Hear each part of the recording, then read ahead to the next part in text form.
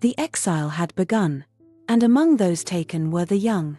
Not the weakest, but the most promising. Those trained in learning and leadership. Those the empire believed it could reshape, and one of them was Daniel. Daniel was taken far from home, not dragged away in chains, but selected. Chosen for his youth, his learning, his promise. Carried east with others like him, away from Jerusalem, away from the land and away from everything familiar. Everything was different. The language, the customs, the expectations. The empire did not want rebels. It wanted servants reshaped from the inside. Daniel entered the heart of power not as a warrior, but as a student. He was trained to speak the empire's language, to think its thoughts, and to serve its kings. The young men were fed from the king's table. The food was offered freely, rich and abundant, fit for royalty. And here faith was tested. It was not the food itself that mattered, but loyalty. Food holds no moral power on its own, yet this food came from the king's table, bound up with his authority, his gods, and his claim of ownership. To eat without question was to accept more than nourishment. It was to accept belonging. He did not protest publicly or refuse the food outright. Instead, he made a quiet, deliberate decision of conscience. Daniel asked for permission not to eat the food from the king's table and proposed a simple alternative of vegetables, and it was agreed to try it for 10 days. So for 10 days, he and his companions ate vegetables and drank water only. God honored that resolve. They were healthier, clearer, and stronger than the others, and Daniel's faith was preserved without rebellion or display. The key moment was not the diet itself, but the decision. Daniel chose loyalty to God over comfort, obedience over belonging, and faithfulness in private before faithfulness in public. God honored the quiet resolve. Daniel did not diminish under restraint. He was strengthened by it. What Babylon intended to reshape instead set him apart. The discipline meant to absorb him sharpened his clarity, steadied his faith, and marked him as different. And in time, the difference could not be ignored as Daniel took advantage of all the learning of the empire. Daniel was a young man around 18 to 20 when the king of Babylon, Nebuchadnezzar, had a whirring dream that unsettled him deeply. He called Babylon's wise men and asked them to recount the dream and then interpret it for him. Of course, none of them could tell the king what the dream was, let alone explain it. The king was so angry that he decreed that all the wise men should be put to death. When the order reached Daniel and his companions, Daniel asked why the decree was so urgent. On hearing of the dream and the king's demand, he understood the moment. Only then was Daniel brought before the king. Not through ambition or self-promotion, but through crisis. God placed him there when human wisdom had reached its limit. The dream was of a great image, vast and impressive in appearance. Its head was of gold, its chest and arms of silver, its belly and thighs of bronze, its legs of iron, and its feet a mixture of iron and clay. Then a stone, cut out without human hands, struck the image at its feet. The whole structure collapsed, ground to dust, and was carried away. Then the stone grew and became a great mountain that filled the whole earth. Daniel made it clear that the wisdom was not his own. God had revealed the dream and its meaning. What had once been a mystery was now revealed to the king. The image was a timeline of kingdoms, each part representing a power that would rise, rule, and fall. The head of gold represented Nebuchadnezzar's own empire, the Babylonians. Now, through the benefit of being able to look back at world history, we can see the different parts of the image and the kingdoms they were meant to represent. The chest and arms of silver were those of the Assyrians. The belly and thighs of brass were to be the Greeks. The 2 legs of iron were the Romans, and lastly, the feet with a mixture of iron and clay a latter-day kingdom of strong and weak nations. Each would rise, rule, and pass away. The final form would be divided and unstable. Human power, however impressive, would not endure. And the stone that smashed all the other kingdoms and filled the earth represented God's kingdom, established not by human strength, but by divine purpose. It would break all other kingdoms and stand forever. The dream was not merely about the future of empires, but about the limits of human authority and the certainty of God's rule. In that moment, the king learned what Daniel already knew. Power belongs to God. He reveals it when he chooses, and he brings human pride to silence without raising a sword. Nebuchadnezzar responds in humility. He falls before Daniel, acknowledging that Daniel's God is truly surely your God is the God of gods and the Lord of kings and a revealer of mysteries, for you were able to reveal this mystery. The king does not worship Daniel as a man, but recognizes that the power behind the revelation is divine. Daniel is then promoted. He is given authority, gifts, and a high position in the administration of Babylon.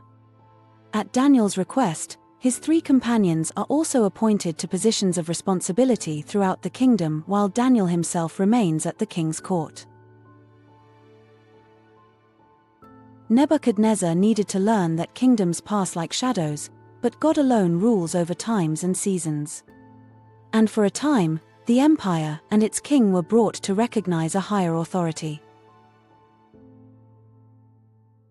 The dream had declared that kingdoms would rise and fall, and that Babylon itself would not last forever, but Nebuchadnezzar could not accept it. So about 10 to 15 years after the dream of the great image, he built an image of his own.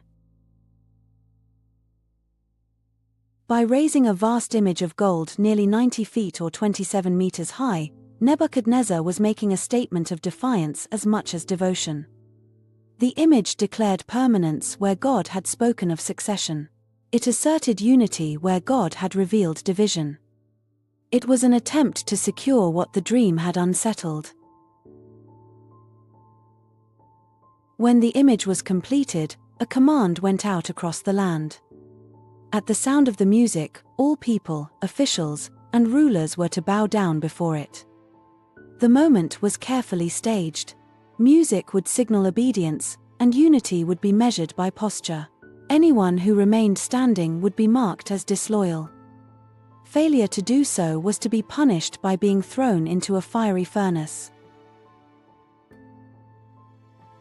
But not everyone bowed. Shadrach, Meshach, and Abednego remained standing. Not loudly or defiantly. Their refusal was not a political protest, but faithfulness. They were not challenging the empire's power, but guarding their loyalty to God. Safety, status, and survival were not worth the cost of surrendering obedience. They were reported, summoned, and given the opportunity to comply. The king offered them mercy, not by justice, but by compromise. Yet their answer was calm and measured. God was able to deliver them, they said. King Nebuchadnezzar, we do not need to defend ourselves before you in this matter. If we are thrown into the blazing furnace, the God we serve is able to deliver us from it, and he will deliver us from your majesty's hand. But even if he does not, we want you to know that we will not serve your gods or worship the image of gold you have set up. Their refusal was quiet, but it was public. In an empire built on unity and obedience, such a stand could not be ignored. Authority had been exposed, and it demanded a response. So the furnace was heated beyond its usual strength. Not because the fire was needed, but because rebellion had to be punished. The intensity of the flames was meant to erase resistance, to warn the watching crowds, and to restore wounded pride. The greater the fire, the greater the display of power. Shadrach, Meshach, and Abednego were bound and cast into the furnace. But the fire revealed more than the king intended. It showed the limits of human authority and the nearness of God. What was meant to silence faith instead gave it voice. The flames roared violently, bright and overwhelming. Soldiers nearest the fire shielded their faces or fell back, overcome by the heat, and nearby, the king stood tense and commanding, watching for the display of power he expected, while the crowd looked on in fearful silence. Inside the furnace, through the flames, the three men are visible, not screaming, not resisting, but calm, and they were not alone. A fourth stood with them. At the king's command, they came out. The flames had not touched them. Their bodies were unharmed, their clothes unscorched, not even the smell of smoke clung to them. What was meant to destroy had failed. Once again, a king was forced to acknowledge what power could not deny. There was no God like their God. He said, "Praise be to the God of Shadrach, Meshach and Abednego, who has sent his angel and rescued his servant." They trusted in him and defied the king's command and were willing to give up their lives rather than serve or worship any god except their own God. Therefore I decree that the people of any nation or language who say anything against the God of Shadrach, Meshach and Abednego be cut into pieces and their houses be turned into piles of rubble, for no other God can save in this way. Some time later, the king has another dream, this time of a great tree that reaches to heaven and shelters all living things on the whole earth. The tree is cut down at divine command, leaving only a stump bound with iron and bronze. Once again, the wise men cannot explain it, and once again Daniel is called. Daniel explains that the tree represents the king himself. Because of pride, Nebuchadnezzar will be driven from human society, live like an animal, and lose his reason, until he learns that the Most High God rules in the kingdom of men and gives it to whom he will. The warning was unmistakable, and Daniel urged the king to repent. Yet the king did not listen. 12 months passed, and as he walked on the roof of his palace, boasting of the great city of Babylon and the work of his own hands, judgment came upon him. Nebuchadnezzar was humbled exactly as foretold. After a period of humbling thought to be 7 years, Nebuchadnezzar lifts his eyes to heaven. His reason returns, and with it comes understanding. He no longer boasts in Babylon, but praises the Most High, acknowledging that God alone rules and that human pride is easily brought low. Some time later, the kingship passed to Nabonidus. While he was away campaigning and governing in other parts of the empire, he entrusted the rule of Babylon to his son, Belshazzar, placing him in charge of the city as co-regent. With Belshazzar in control of Babylon, the character of the kingdom changed. Where Nebuchadnezzar had been warned and humbled, Belshazzar ruled with confidence untouched by reflection. The lessons of the past were known but ignored. One night, secure behind Babylon's walls, Belshazzar held a great feast. While enemy armies pressed in elsewhere, the city celebrated. Wine flowed freely, and confidence replaced caution. In an act of deliberate irreverence, Belshazzar ordered the sacred vessels taken from the temple in Jerusalem and used them to drink wine in praise of gods of gold, silver, bronze, iron, wood, and stone. It was not ignorance. It was defiance. Then, in the midst of the feast, the celebration stopped. A human hand appeared and wrote on the plaster of the palace wall, "Mene, mene tekel, parsin." The king's color drained, his confidence collapsed and his power deserted him. The wise men were summoned, but once again they could not read what God had written. Only then was Daniel remembered. Brought in before the king, Daniel did not flatter him. He reminded Belshazzar of Nebuchadnezzar's story, of pride humbled and power removed, and of lessons willfully ignored. The writing was read, and its meaning declared. The kingdom had been weighed and found wanting. Its days were finished. That very night, Babylon was attacked by another army and taken almost without a fight, and Belshazzar was killed. And as Nebuchadnezzar had been foretold in his dreams, the empire passed to the Medes and the Persians. The city did not burn for days, nor resist for years. Power simply changed. The walls that had promised security proved useless, and the kingdom that had seemed eternal passed quietly away.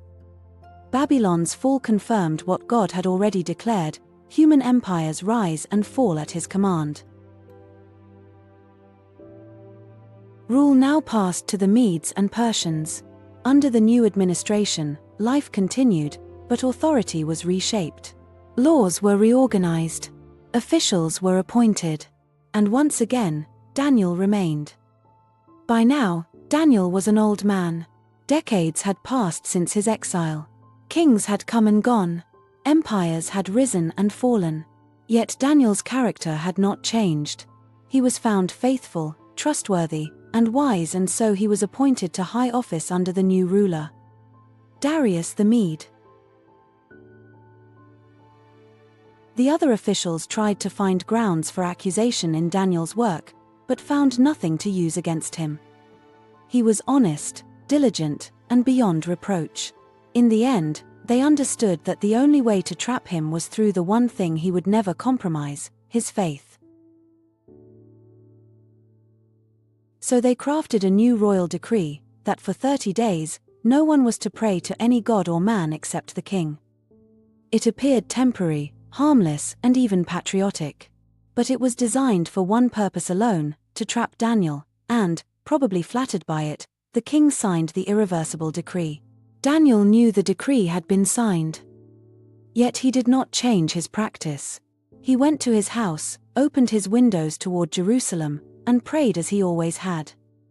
Not in protest or secrecy, but rather in faithfulness to his God. He was seen praying to God, accused of breaking the law by those who sought to trap him, and reported to the king. As was the custom, a decree made by the king could not be changed, so reluctantly, the king ordered that Daniel should be cast into the lion's den as a punishment amounting to death. A stone was placed over the opening, sealing Daniel into the lion's den, and the king returned to his palace, troubled and sleepless. At dawn, the king hurried to the den and called out in hope against reason. Daniel answered. God had sent his angel and shut the lions' mouths. Faith had been preserved once again, without force and without resistance. Daniel was lifted out unharmed, and those who had trapped and accused him were caught by the very law they had used. The king, realizing what they had done, passed judgment on them, and they were thrown into the lion's den for their wickedness. With Daniel delivered, the public story begins to fade. The court recedes. Kings and decrees fall quiet. But Daniel's work is not finished. What follows is not played out before crowds or rulers. It is revealed in visions from God. In the first year of Belshazzar, Daniel is shown what kings never see clearly. He dreams of 4 great beasts rising from a restless sea. Each is fierce, unnatural, and temporary. Each beast corresponded to the earlier vision, yet added detail the statue had concealed. What appeared strong and glorious to human eyes was revealed as predatory, unstable, and temporary. Power gained through domination was exposed for what it truly was. The vision Daniel was given did not replace what Nebuchadnezzar had seen. It expanded it. Where the king had been shown 4 kingdoms as a single impressive image of gold, silver, bronze, and iron, Daniel now saw the same sequence from heaven's point of view. The kingdoms were no longer metals, but beasts, rising from a restless sea. The vision did not change the order of history. It deepened its meaning. Empires would still rise and fall as before, but now Daniel could see their character as well as their duration. What had once been shown to a king as splendor was now revealed to a servant as truth. Then Daniel sees something no beast can touch. Thrones are set in place. The Ancient of Days takes his seat. Power is removed from the beasts, not by war, but by decree. And one like a son of man is given dominion glory. and a kingdom that will not pass away. It is the same truth shown in the image and the stone, now revealed more clearly. God's kingdom will replace all others, and it will endure forever. Later visions follow. Daniel sees a ram and a goat with a single horn between its eyes. When the goat appears, it is sudden and unstoppable, moving so fast it scarcely touches the ground, and it crashes into the ram with overwhelming force. And its horn is broken and replaced by 4 more. We now understand that the ram represents the Medo-Persian Empire, strong and expansive, pushing outward in every direction, and the goat represents the Greek Empire, which rises with astonishing speed under the conqueror Alexander the Great. The ram is then left powerless and trampled by the goat, but its horn is broken, showing how swiftly human power can be overturned under God's control. But Alexander dies at the age of 32, and his empire does not endure. Leadership passes to his 4 generals, and the Greek Empire is fragmented, just as the vision foretold. Finally, Daniel turns to prayer. Reading Jeremiah's prophecy, he understands that the years of exile in Babylon are nearly complete. He confesses not only his own sin, but the sin of his people. He does not blame kings or circumstances. Instead, he appeals to God's mercy. And God answers by giving more visions and understanding of other times yet to come. Not dates for curiosity, but for assurance of faith. Evil will not rule forever. Suffering has an end, and God's purpose will stand. The book and the story of Daniel closes not with triumph, but rather with promise. Daniel is told to go his way. He will rest, and in the end, he will rise to receive his inheritance. The faithful servant will not be forgotten. The kingdom he trusted in will come. Empires have passed, visions remain, and God's rule endures beyond them all. Daniel in the golden thread. God rules over kings and kingdoms. From Nebuchadnezzar to Belshazzar to Darius, Daniel shows that no ruler governs independently. Empires rise, rule, and fall at God's command, not by chance or military strength. Faithfulness matters in private before it is seen in public. Daniel's defining moments begin quietly, refusing the king's food, praying by an open window, remaining consistent when no one applauds. Public deliverance flows from private loyalty. God knows the end from the beginning. In Daniel's lifetime, God revealed the rise and fall of empires long before they appeared. While Daniel remained faithful in daily life, God was already showing him how history would unfold. The same God who shut the lions' mouths also declared the future in advance, proving that nothing is accidental and nothing takes him by surprise. God saves the faithful. Daniel and his companions did not fight back or resist. They trusted God, and he delivered them from fire and lions. God shows his authority by saving, not by violence. God's kingdom will replace all others and stand forever. The stone becomes a mountain. The Son of Man receives an everlasting dominion. The final word of Daniel is not exile or empire, but inheritance. God's kingdom is certain, unshakable, and eternal. If you found this video interesting and would like to explore more, we have several options for you. One is our free, multilingual, Bible-based Christianity course, a free 30-lesson video course covering all aspects of the Bible and daily life. Another is the Bible by Stories, a series of over 50 videos that takes you on a journey from creation to the early church. And if you have questions about Scripture, there is a multilingual chat system on the website where you can ask any question on scriptural issues. To access any of them, simply visit the website listed below. If we don't yet have videos or the course in your language, please email us at the address shown, telling us what you are interested in and your language, and we will do our best to create them for you.